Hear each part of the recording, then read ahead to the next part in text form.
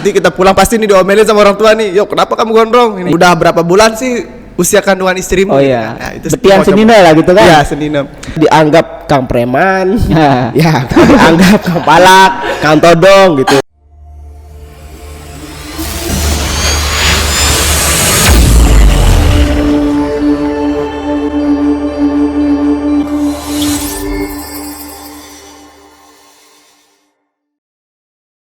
Ya baik, bismillahirrahmanirrahim. Assalamualaikum warahmatullahi wabarakatuh. Di sini bersama saya Wega Pradaditya, masih di podcast Warta Rinjani. Ya, kali ini kita sudah kedatangan tiga orang narasumber. Ini adalah mungkin bisa kita bilang dari Persatuan Gondrong Indonesia gitu. Ya, mungkin alangkah lebih baiknya lagi silakan untuk memperkenalkan diri satu persatu, dimulai dari yang paling kanan mungkin. Silakan. Oke. Baik, terima kasih. Assalamualaikum warahmatullahi wabarakatuh. Ya, perkenalkan nama saya Majidir Rahman. Akan tetapi saya akrab dipanggil Boger. Boger. Ya, nggak tahu akrab kenapa. Yang pasti itu bukan nama malam ya, melainkan itu nama akrab. Bukan nama malam ya. Yeah. Silakan. Kalau nama malam mungkin ini yang punya nama malam. Oke. Oke, assalamualaikum warahmatullahi wabarakatuh. Waalaikumsalam.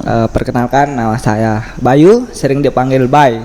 Kenapa Bay? Karena itu lebih singkat, padat, dan jelas. Iya, mantap. Yang paling pojok? Saya sendiri. Nama yang diberikan orang tua itu Rodi. Tapi kalau di teman-teman organisasi biasa itu dipanggil Poris. Ya. Baik. Oke.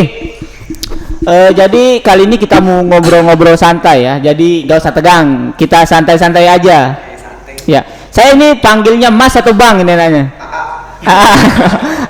Saya panggil Bang aja ya. Ya, baik Bang. Ini saya penasaran nih, apa sih yang melatar belakangi sehingga memutuskan untuk gondrong? Secara gondrong itu seperti judul kita pada hari ini, itu kerap kali dipandang oleh masyarakat itu sebagai ya preman, tindak kriminal dan lain sebagainya gitu. Silakan.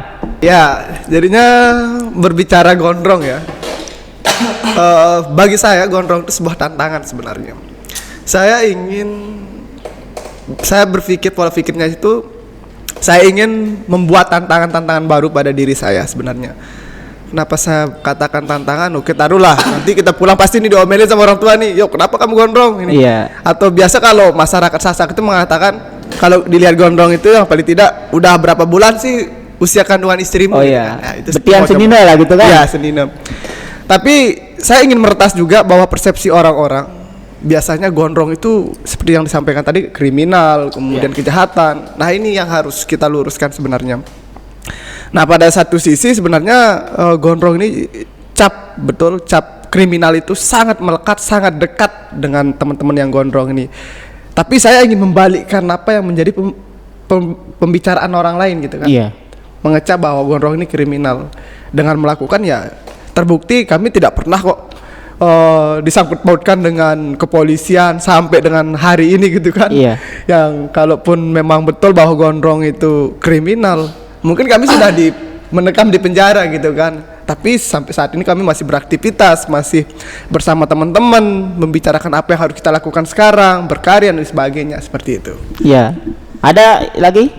Silakan. Iya, ini silakan. Dari Bang Boger. Ya, silakan. Kalau dari saya, kenapa gondrong? Kalau kita seperti itu mungkin sedikit bingung ya. Akan tetapi kalau pengalaman saya kenapa gondrong itu ya karena biar tampil beda gitu aja. Ya, selain tampil beda seperti katanya abang tadi ya memang benar. Selain dikatakan kriminal, anarkis ini sebagainya. Apalagi kita gondrong pakai gelang lagi. Kalau kita sudah terjun ke masyarakat, itu tantangannya besar. Selain kita dianggap kang preman, ya dianggap kang palak, kang todong gitu. Nah, akan tapi seperti kata Bang Poris tadi, ya selama ini yang kita lihat kan kita walaupun begini, mungkin kalau kita anarkis mungkin sudah di penjara. Akan tetapi alhamdulillah sampai saat ini kita masih berkarya. Jadi kalau kami menganggap gondrong itulah seni kalau bagi kami. Seni dalam tubuh, seni dalam diri kita sendiri gitu. Ya butuh kesabaran juga ya. Butuh kesabaran. Tantangan terbesar kalau kita ke pasar, kita belum dianggap sebagai maling, Waduh. sebagai copet. Waduh. Itu tantangan terbesar. Iya, iya. Sebagai copet pasar gitu. Tempat ini juga kalau kita ke orang-orang anak kecil misal nih, Iya. ya kalau ndak dianggap penculik, ya kita dianggap apa ya? Kita dianggap perampok, preman lah gitu anak kecil. Itu tantangan terbesar. Iya. Tapi enaknya kita gondrong, ya kalau kita misal nih contoh, saya pengalaman udah 5 tahunan gondrong ya. Main ke ini kita sudah dianggap kayak luar biasa, main ke situ dianggap luar biasa. Apalagi pegang gitar kita sudah kayak dianggap musisi beneran, padahal kita pegang kunci aja nggak bisa. Waduh. Iya. Nah itu sedikit pengalaman kalau di gondrong. Nah mungkin ada tambahan dari tuan. Ya, silakan dari Bang Bayu ya, Bang Bay. Kalau di pandangan saya sendiri sih, gondrong itu memilih suatu kebebasan, bahwa pandangan orang terkait orang gondrong itu tidak selamanya buruk, tidak Iya. selamanya tidak baik. Bahwa kami ingin membuktikan bahwa orang gondrong itu tidak seperti pemikiran orang-orang yang mengecap bahwa gondrong itu tidak baik ya, seperti yang dibilang Bang Boger tadi, dianggap preman, bahkan dia anggap pencopet oleh anak kecil. Sejatinya bahwa itu tergantung pemikiran kita sendiri menganggap orang gondrong itu seperti apa. Dan kami yang bertiga ini bahkan keseharian kami itu terus bisa dianggap berkarya lah, begitu, tidak melakukan hal-hal anarkis seperti yang ada di mindset orang-orang. Itu sih. Iya. Cuman itu. Baik. Tadi kan sempat yang dikatakan tadi bahwa pandangan masyarakat itu sering berbeda antara orang-orang gondrong dengan ya bisa dibilang normal lah gitu kan. Ada nggak hal-hal yang tindakan-tindakan masyarakat atau orang-orang yang membedakan apa pengalaman abang-abang di sini yang tidak mengenakan gitu? Ada nggak selama ini? Pengalamannya kayak gimana dulu? Yang tidak mengenakan misalnya Dari diri kita. dibedakan gitu, kayak dibedakan sama orang-orang yang tidak gondrong. Kalau pengalaman saya, ya memang kalau dulu awal gondrong, memang ada banyak. Seperti ya jangan main sama dia gitu. Waduh. Karena ya wajar pandangan masyarakat itu bahwa kalau kita gondrong itu ya seperti kata tadi anarkis gitu kan. Apalagi pakai gelang, belum celana robek gitu kan. Padahal itu adalah lambang kebebasan seperti kata Bang Bayu tadi. Iya. Nah, akan tetapi untuk mengubah mindset mereka itu ya dengan cara kalau tidak bisa berbicara ya tindakan kita. Tindakan yang kita berikan kepada masyarakat Ya, gitu. Percuma kita tampang rapi berdasi, tapi kalau masih tindakan seperti, mohon maaf mungkin sedikit kasar ya, kan? Iya. Percuma juga gitu kan. Baik. Lebih baik kami tampang seperti ini aja, anarkis akan tetapi ramah gitu. Iya. Intinya tidak meresahkan di masyarakat Ya. gitu. Walaupun tampangnya seperti ini. tampang gembel. Ya. Mungkin Hello Kitty. yang lain ada nggak hal yang tidak mengenakan? Kalau di saya sendiri sih kurang mengenakannya itu ketika kembali ke desa gitu. Oh iya. Ketika kembali ke tempat, karena kan saya jarang di rumah. Kalau sama teman-teman organisasi itu bahkan pen-pen saja gitu kan. Iya. Sama teman-teman pegiat literasi juga pen-pen saja. Oh iya. Seni. Sebelumnya berarti yang saya sudah dapatkan gitu setelah dicari-cari, abang-abang ini termasuk di dalam organisasi Osistala ya? Ya. Osistala. Kami di Wasistala Lombok Timur. Organisasi pecinta alam, mahasiswa dan pemuda. Ya, mahasiswa dan pemuda pecinta alam Lombok Timur. Iya. Nah, artinya begitu. Ketika di lingkungan organisasi ya tidak ada bentuk diskriminasi terhadap teman-teman yang gondrong ini, bahkan fan-fan saja, karena di perkumpulan itu ya kita fokus hari ini kita akan melakukan apa. Iya. Fokus berpikir karya dan karya apa yang besok kita akan lakukan, tanpa pernah berpikir kita bahwa hari ini kita kumpul nih terus mendiskriminasi teman kita yang gondrong. Wih, kok gondrong itu dekil kok ini. Iya. Nggak pernah sama sekali. Nah, akan tetapi ketika kembali ke desa gitu kan, kembali ke tempat atau ke rumah itu ya pasti ada itu kan. Ya ini kok lama menghilang, tiba-tiba pulang ke rumah, kok gondrong, jangan-jangan ini pakai obat-obatan atau jangan-jangan ini wah kriminal banget ini. Itu pasti ada itu. Tapi saya tidak pernah risau dengan ucapan orang-orang yang seperti itu gitu kan. Pada dasarnya saya percaya bahwa sekuat apapun kita menjelaskan kepada orang lain, itu tidak bakal ngaruh gitu kan. Dia bakalan percaya ketika apa yang kita lakukan itu tidak sesuai dengan apa yang mereka ungkapkan gitu. Nah saya percaya itu saja gitu. Jadinya ketika orang lain membicarakan tentang saya yang sekarang gondrong terus menggunjing di belakang, itu saya sudah nggak risau terhadap orang-orang seperti itu. Karena prinsip saya sendiri, sebaik apapun yang kita lakukan, kalau orang yang nggak suka terhadap kita ya udah pasti bakalan nggak suka sampai kapanpun itu. Pasti nggak bakalan suka. Makanya saya selalu bilang kepada siapapun yang saya kenal gitu kan, jangan pernah bosan berbuat baik, untuk terus berbuat baik, terus berbuat baik. Bila mana kebaikan itu kita mencari landasannya pada manusia itu, maka kita tidak pernah benar gitu kan. Maka kita tidak pernah baik. Sebaik-baiknya kita pasti ada yang membenci gitu kan. Ya pasti ada yang membenci, yang namanya kita manusia gitu kan. Ya yang mana namanya manusia itu paling cepat memang kita mencari kekurangan, kesalahan untuk orang lain gitu kan. Tanpa pernah kita mengoreksi apa kesalahan saya nih gitu kan. Nggak pernah nih. Ini realitanya pada manusia begitu sih. Mungkin tidak akan ada orang baik tanpa ada orang jahat itu sendiri gitu. Nggak seru juga. Iya, nggak seru tanpa ada gibah, penilaian. Nggak seru juga memang. Ini kalau tidak ada gibah-gibah ini. Tapi kan kita harus memilih nih. Kalaupun kita fokus mau menata diri, kita mau masuk di golongan gibah yang mana gitu kan. Apakah gibah untuk terus gibahin kesalahan orang lain, atau apakah kita gibah untuk membicarakan karya apa yang kita lakukan besok? Mantap. Itu sih pilihannya. Tapi memang betul disampaikan tadi. Hidup ini kalau nggak ada gibah nggak bakalan seru. Hidup ini kalau semuanya lurus-lurus saja nggak bakalan seru juga. Hidup ini kalau semuanya putih-putih saja nggak bakalan seru. Nggak bakalan gitu seru. Iya. Memang harus ada jadi pewarna gitu, pembeda gitu kan. Iya.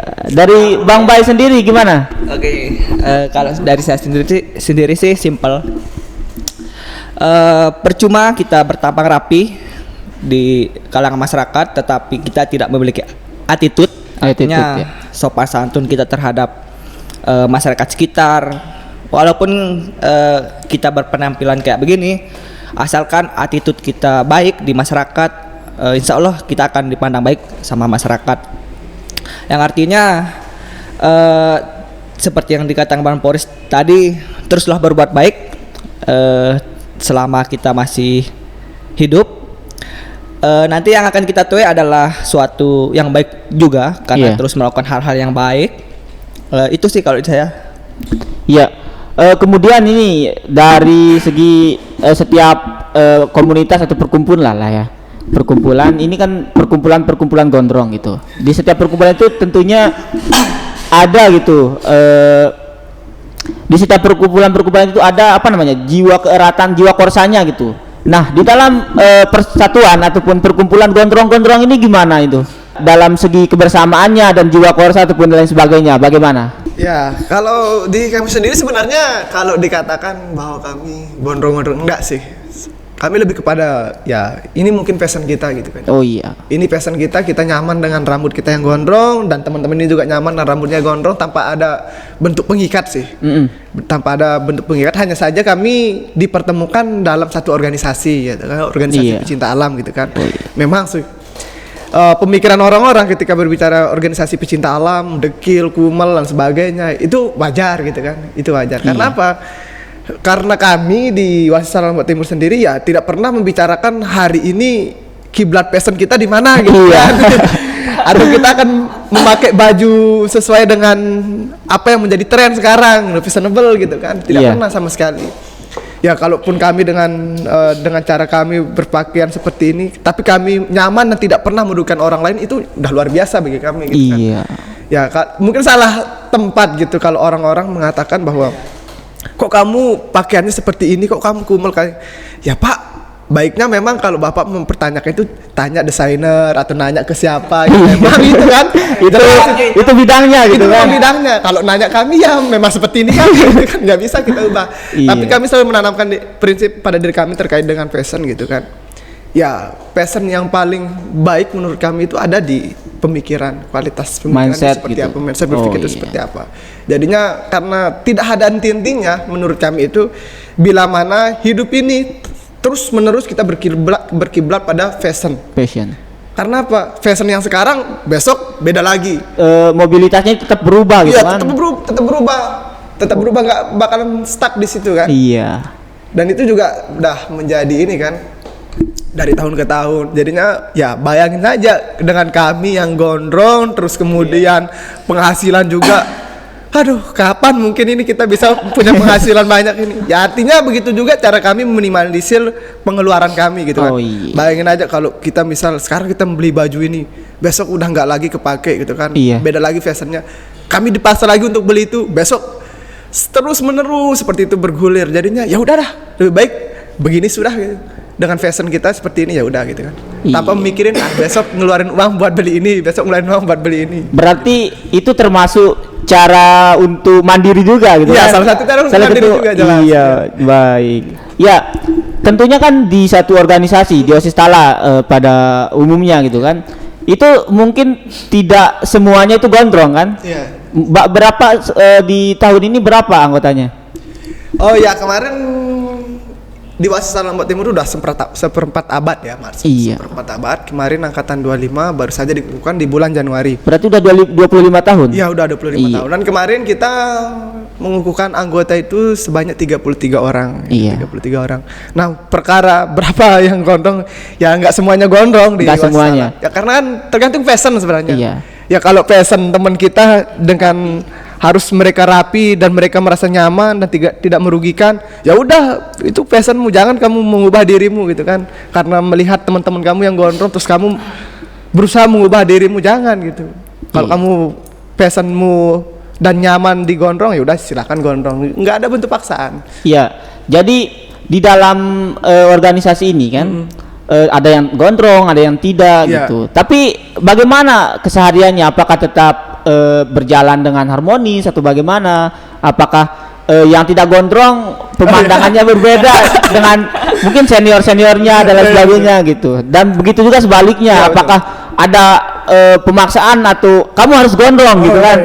Bagaimana ini? Enggak ada sih kalau itu. Nggak ada. Maksudnya ya udah kalau kita kumpul membicarakan apa, misalnya membicarakan apa yang yuk teman-teman apa yang kita lakukan besok nih.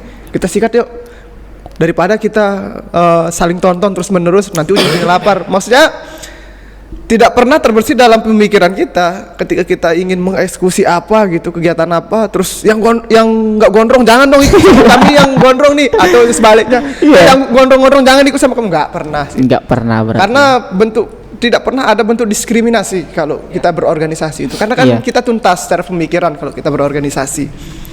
Artinya ya seperti yang saya sampaikan tadi, ya udah kalau kamu gondrong sudah, kalau kamu dengan fashionmu klimis ya udah klimis sudah gitu kan. Tidak ada bentuk diskriminasi bahwa penampilanmu kok seperti ini, bahwa kamu kok seperti ini, tidak ada bentuk diskriminasi. Iya. Karena pada dasarnya kita bebas gitu kan. Bebas. Ya, ada juga yang mengatakan bahwa gondrong itu mencerminkan sebuah kebebasan, dan betul juga itu. Dan bukan hanya gondrong, maksud saya, klimis pun juga berhak mengatakan seperti itu. Iya. Bahwa saya klimis juga mencerminkan rasa kebebasan. Semua orang berhak.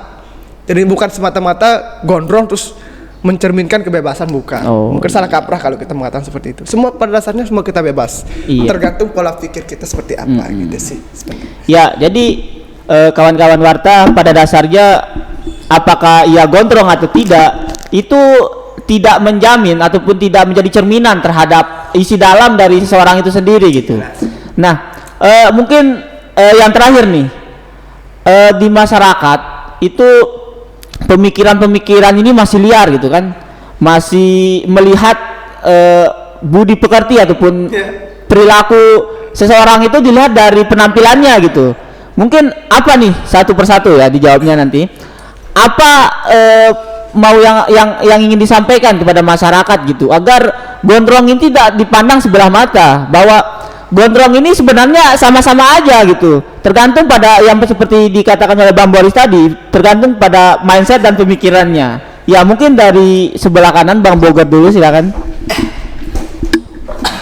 Ya, kalau pesan untuk masyarakat, ya jangan menganggap orang itu Penampilannya. penampilan. Iya. Ya, karena tidak selamanya gondrong itu anarkis. Iya. Gitu.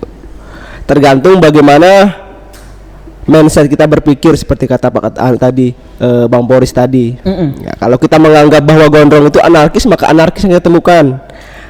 Kalau kita menganggap gondrong itu baik, ya baik yang kita temukan. Iya. Lari kepada diri kita lagi, gitu. Tergantung bagaimana pembawaan kita, gitu. Iya, untuk terjun ke masyarakat. Gitu. Iya. Kalau tingkah kita seperti, walaupun gondrong dan ndaknya tingkah kita seperti, mohon maaf, iya, orang kalau agak gugur ya. Akan tapi kalau kita berusaha untuk berbuat baik, ya insya Allah lah, walaupun ndak di apa ya, kita katakan nggak dianggap terlalu baik lah, tapi insya Allah lah ada, walaupun nggak dia, ada pasti ada dia yang anggap kita baik gitu. Iya, tapi sebelumnya setelah saya cari-cari tahu tentang Bang Boger ini nih, Bang Boger ini di desanya itu sebagai ketua remaja masjid ya, dan sebagai pemangku adat, pemangku kebijakan. Bagaimana itu? Silakan mungkin bisa diceritakan sedikit. Bukan pemangku adat ya, Pemangku kebijakan. Iya, ya saya bergelut di kepemudaan di sana, yang dimana alhamdulillah dipercaya sama masyarakat atau kawan-kawan muda sebagai ketua dari pemuda atau ketua organisasi di sana. Iya. Nah, alhamdulillah mampu mengubah mindset teman-teman bahwa atau masyarakat bahwa gondrong itu tidak selamanya kriminal, tidak kriminal gitu. Bahwa gondrong itu bisa juga sebagai pemimpin dan panutan ya. Bisa, karena pada dasarnya kita semua berhak untuk menjadi pemimpin gitu, walaupun gondrong, botak ini sebagainya. Terlebih ini menjadi ketua remaja masjid ya. Iya. Berarti di desanya itu termasuk pemikirannya itu sudah lumayan berbeda ya terhadap gondrong ini, sehingga bisa dijadikan sebagai ketua remaja masjid ya. Baik, silakan mungkin selanjutnya dari Bang Bay. Oke. Jadinya untuk meretas pandangan masyarakat bahwa gondrong itu anarkis, lakukanlah hal-hal yang terbaik. Iya, begitu. Jadinya ketika kita sudah melakukan hal-hal baik di desa ataupun di organisasi bahkan di luar sana, dengan sendirinya masyarakat akan menilai bahwa gondrong itu bahwa oh begini loh orang gondrong itu. Jadinya mindset orang-orang itu bisa berubah dengan tindakan perilaku kita di masyarakat sendiri. Iya, baik. Gitu sih kalau di saya. Oke, mungkin yang terakhir silakan dari Bang Boris, gimana? Ya, kalau di saya nggak mesen apa-apa sih kepada masyarakat gitu kan. Iya. Tapi selebihnya saya hanya menyayangkan gitu. Sampai kapan kita tolak ukur manusia berbuat baik itu pada penampilan gitu. Iya, benar sekali. Sampai kapan ini? Jadinya gondrong juga bisa berbuat baik gitu kan. Iya. Tapi sebenarnya pola-pola pikir bahwa gondrong adalah kriminal itu lebih kepada masyarakat ini sih, masih pedalaman gitu kan. Tapi kalau udah masyarakat perkotaan ini sudah berpikir luas, itu sudah bisa menerima, saya rasa. Berarti sudah ada keterbukaan gitu ya? Sudah ada keterbukaan. Tapi kalau kita berbicara sejarah gondrong, itu kan manusia-manusia dulu kan belum ada nih Oh iya. Gondrong juga. Gondrong, awalnya gondrong ya? Awalnya kita gondrong gitu kan. Karena belum menemukan yang namanya gunting Ya, gitu belum kan. menemukan gunting. Tapi kok lama-lama kelamaan ini kok tiba-tiba sampai kita menemukan teori baru bahwa yang gondrong itu adalah kriminal gitu. Berarti mereka melupakan sejarahnya sendiri. Makanya sampai kapan gitu melihat kebaikan manusia, melihat tolak ukur kebaikan manusia itu pada penampilan. Gitu. Sampai kapan ini?